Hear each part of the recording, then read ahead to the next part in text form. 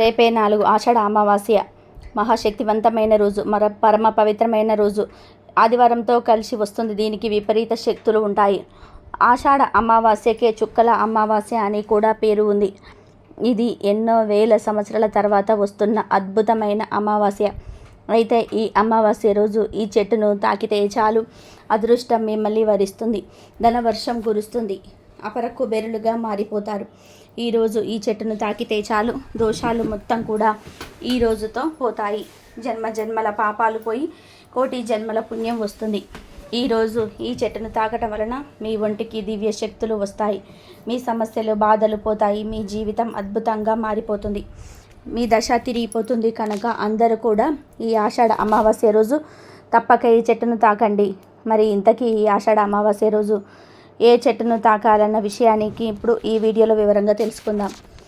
Friends, first అయితే ఈ వీడియోకి ఒక లైక్ కొట్టి మా ఛానల్ని సబ్స్క్రైబ్ చేసుకొని మాకు సపోర్ట్ చేయండి. అలాగే ఈ వీడియోని ఎక్కడ కూడా స్కిప్ చేయకుండా చివరి వరకు చూడండి. అప్పుడే మేము చెప్పేది మీకు పూర్తిగా అర్థమవుతుంది.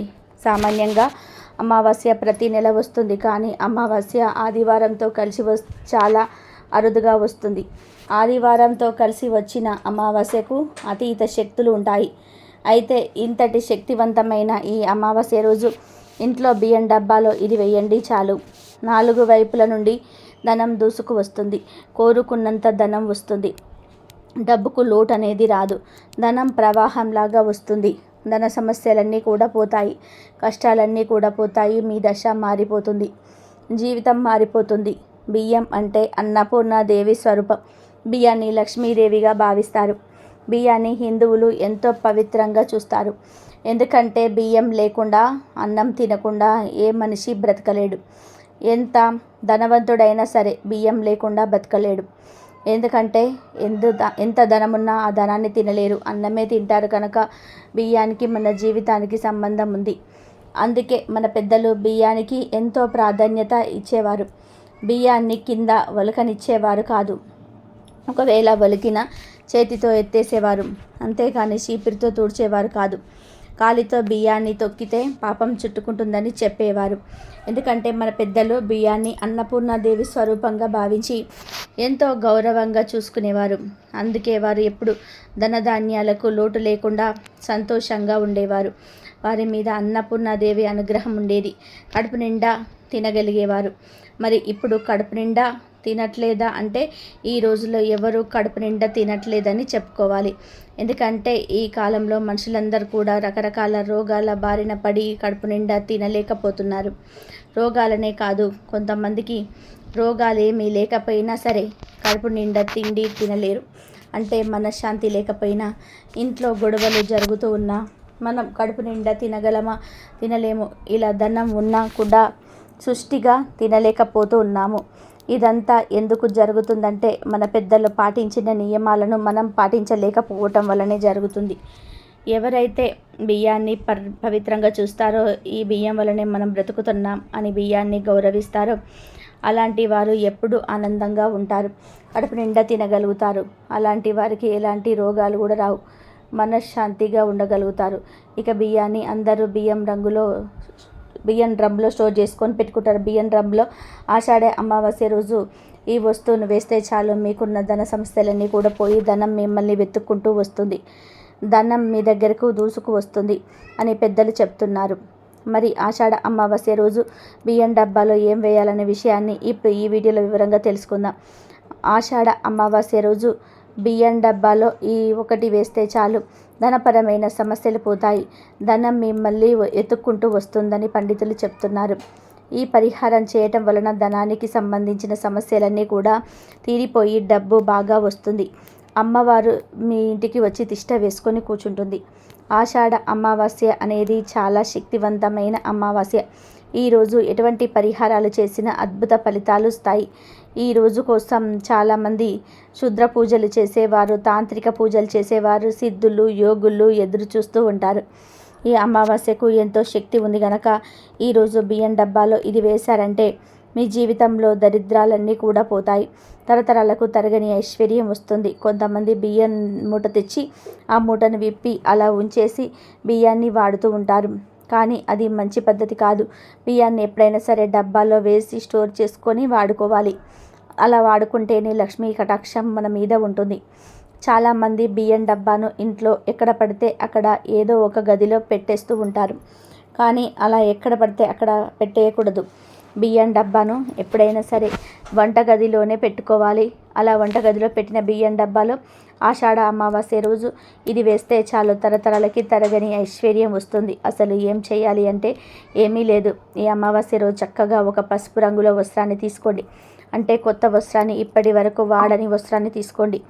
జాకెట్ ముక్కను అయినా కొత్త ముక్కను ఈ పరిహారానికి వాడుకోవచ్చు. లేదా ముందు పసుపు రంగు వస్త్రాన్ని తీసుకొని దానిలో 11 రూపాయల చిల్లరను వేయండి.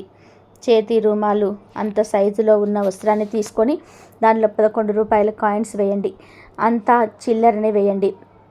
10 రూపాయల కాగితాన్ని పెట్టవద్దు. రూపాయి బిళ్ళలు, 2 రూపాయల బిళ్ళలైనా సరే, 5 రూపాయల బిళ్ళలు, ఇలా అంతా చిల్లరే వేయండి. ఆ తర్వాత 7 లవంగాలను తీసుకొని అవి కూడా వస్త్రంలో పడేయండి.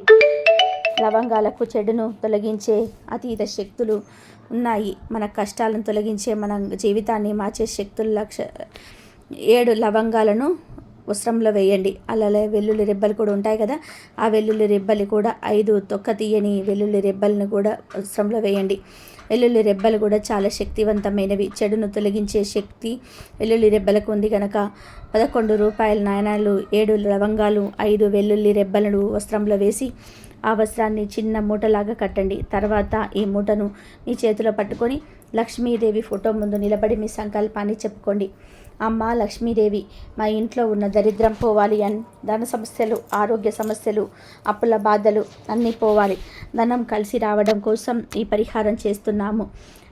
నీవే ఈ పరిహారం భరించేలాగా చూడాలి తల్లి అని మనస్ఫూర్తిగా అమ్మవారికి మీ సంకల్పాన్ని విడమర్చి చెప్పండి.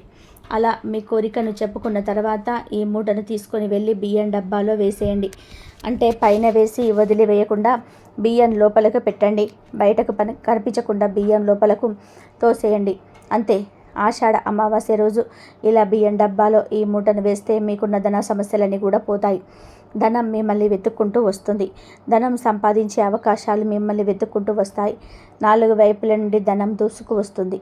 ధనధాన్యాలకు లోటు రాకుండా ఉంటుంది. తిండికి బట్టకు లోటు రాకుండా ఉంటుంది. లక్ష్మీదేవి అనుగ్రహం కలుగుతుంది.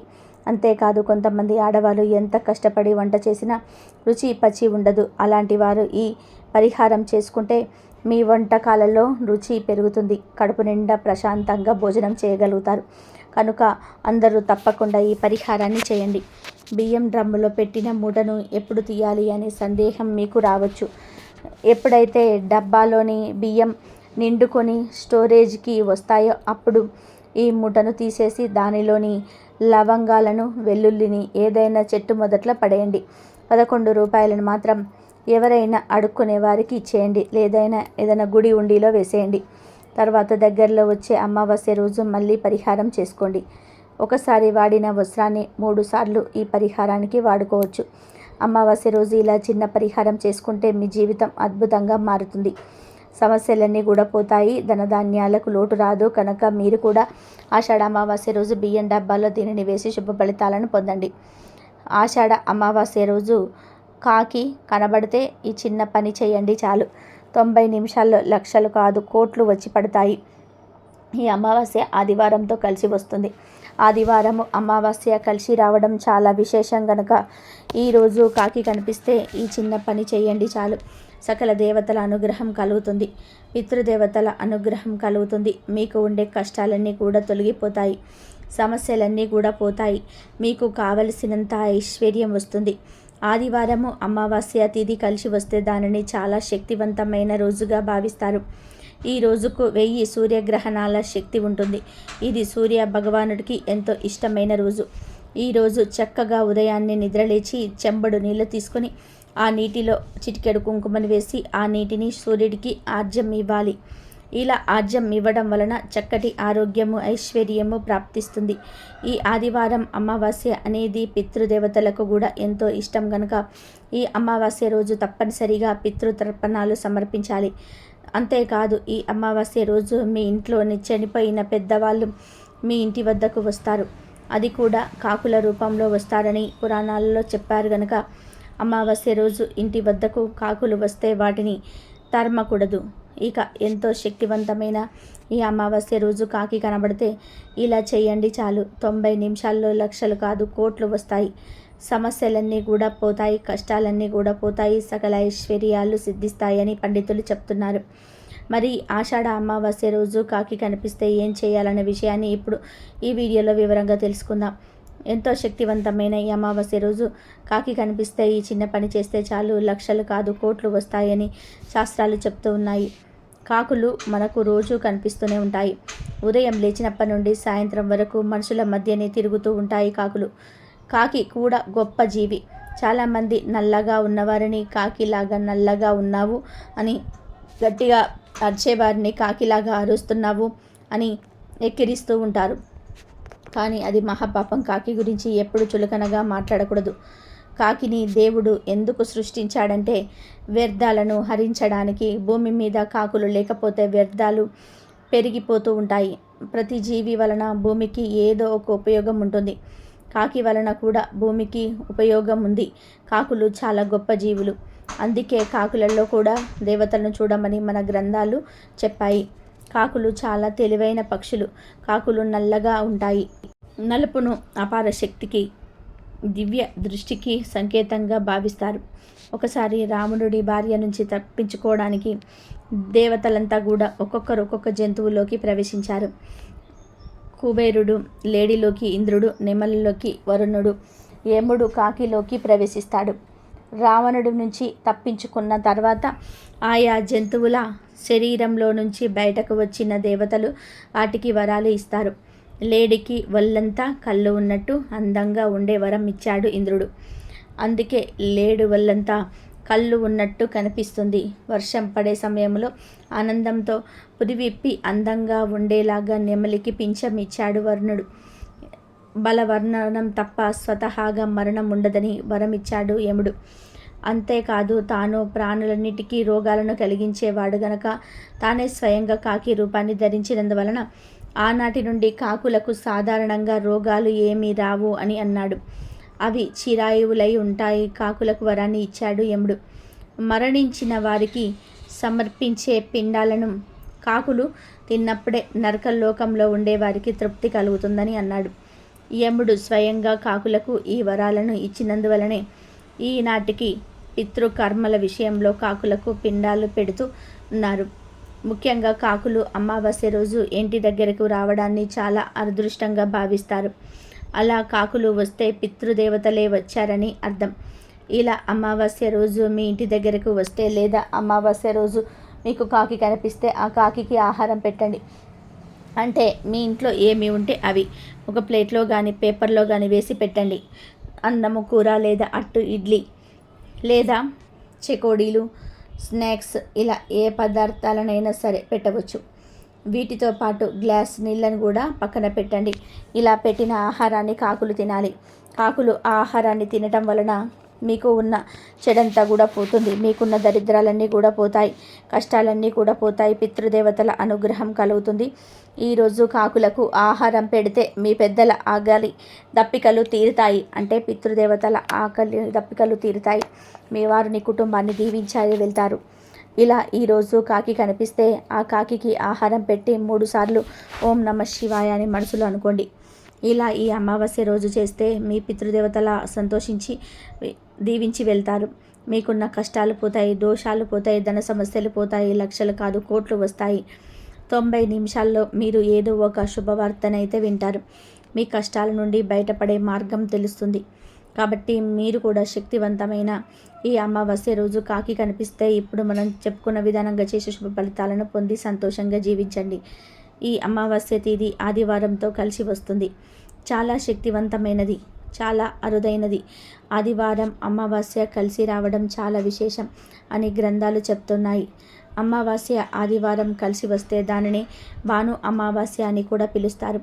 మన పెద్దలు ఇలాంటి రోజు కోసం ఎంతో ఎదురు చూసేవారు. ఆదివారం అమావాస్య రాగానే ఆ రోజు ఇంటి ముందు కట్టిన గుమ్మడికాయలను, పట్టికను, కలబంద మొక్కను, నిమ్మకాయలను మార్చుకునేవారు. అంటే ఇంటి ముందు కట్టిన దిష్టి వస్తువులను మార్చుకునేవారు. లేదా కొత్తగా ఆ రోజే దిష్టి వస్తువులు కట్టుకునేవారు. ఎందుకంటే ఆదివారం అమావాస్య కలిసి రావడం చాలా అరుదు. ఈ రోజుకి ఎన్నో అతీత శక్తులు ఉంటాయి. ఇక ఎంత పవిత్రమైన ఈ ఆషాఢ అమావాస్య రోజు ఒక ప్రత్యేకమైన చెట్టును తాకితే చాలు, మీ కష్టాలన్నీ కూడా పోయి మీరు కుబేరులుగా మారిపోతారు. ధన వర్షం కురుస్తుందని పండితులు చెప్తున్నారు. హిందువులు అన్ని జీవుల్లోనూ దేవుణ్ణి చూస్తారు. అందువలనే ఆవులు వంటివి పూజనీయమైన జంతువులయ్యాయి. అలాగే కొన్ని పర్వతాలు పుణ్యస్థలాలయ్యాయి, కొన్ని నదులు పుణ్య నదులయ్యాయి. వాటికి ఆ పవిత్రత ఏ విధంగా వచ్చిందో వివరించే కథలు కూడా ఉన్నాయి. అలాగే చెట్లల్లో కూడా దేవుణ్ణి చూశారు. కొన్ని చెట్లల్లో దేవతా వృక్షాలు ఉన్నారు. నిజానికి చెట్లు భూమి మీద సౌరశక్తిని గ్రహించుకునే కేంద్రాలలో ముఖ్యమైనవి. అవి మనకు కాయలు, పండ్లు, పువ్వులు, ఔషధాలు ఇవ్వటంతో పాటు వంట చెరుకు వంటివి ఇచ్చి మానవాళి మనుగడకు ఎంతగానో తోడ్పడుతున్నాయి. అయితే చెట్లకు కూడా మనుషుల మాదిరి ఆనందము, బాధ వంటివి ఉంటాయని మనువు పేర్కొన్నారు. ఈ విషయం ఆధునిక విజ్ఞాన శాస్త్రరీత్యా కూడా పురోహితమైంది. భారతీయ ఋషులు సైతం కొన్ని వృక్షాలను పవిత్రమైనవిగా పేర్కొన్నారు. ఆషాఢ అమావాస్య రోజు ప్రత్యేకంగా రావి చెట్టును తాకితే చాలు, అదృష్టం మిమ్మల్ని వరిస్తుంది, దురదృష్టం మీ నుండి దూరంగా పారిపోతుంది, మహారాజయోగం పడుతుంది. ఎందుకంటే ఆదివారము అమావాస్య కలిసి వచ్చిన రోజు రావి చెట్టులోని ధాతువులు విపరీతంగా యాక్టివేట్ అవుతాయి.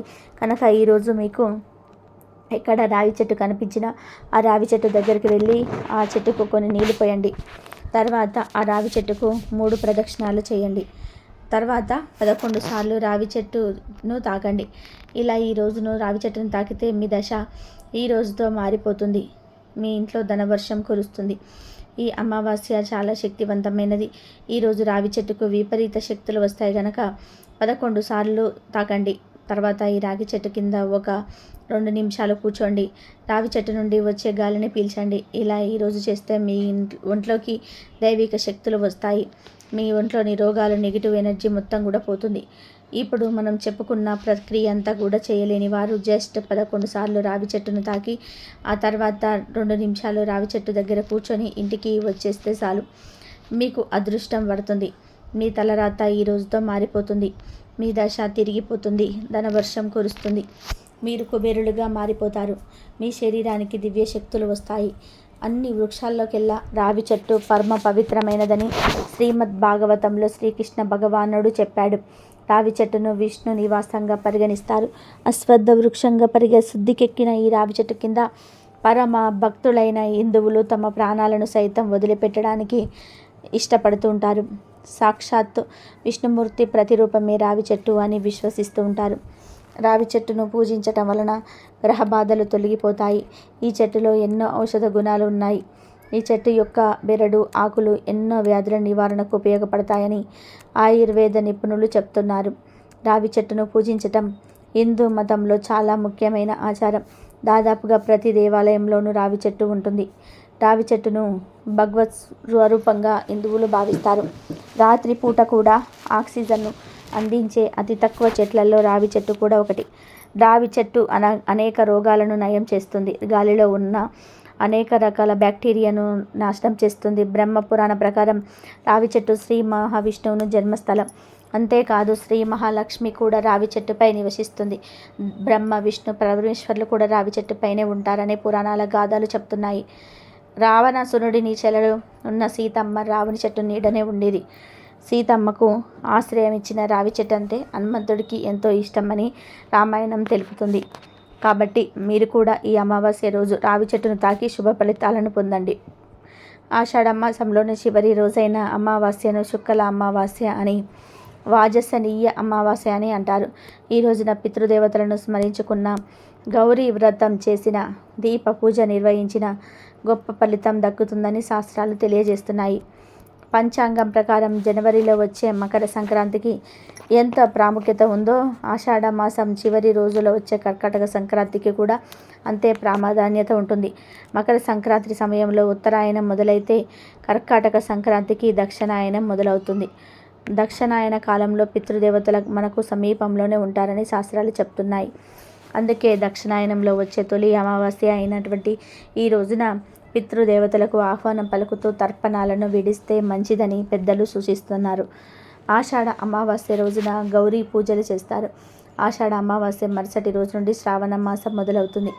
శ్రావణ మాసం అంటే పెళ్ళిళ్ళు, అనేక శుభకార్యాల ముహూర్తాలు మొదలయ్యే కాలం. కాబట్టి ఈ శ్రావణంలో అవివాహితులు మంచి పెళ్లి సంబంధం కుదరాలని కోరుకుంటూ మాసానికి ముందు రోజున అనగా ఈ చుక్కల అమావాస్య రోజున కన్నెపిల్లలు గౌరీదేవిని పూజిస్తే పసుపు ముద్దను గౌరీదేవిగా భావించి కోలుసుకుంటూ ఉంటారు. బియ్య పిండితో చేసిన కుడుములను అమ్మవారికి నైవేద్యంగా సమర్పిస్తారు. ఈరోజు గౌరీ పూజ చేసుకొని అమ్మవారి రక్షా కంకణాన్ని ధరిస్తే అవివాహితులకు త్వరలోనే వివాహం జరుగుతుందని విశ్వాసం.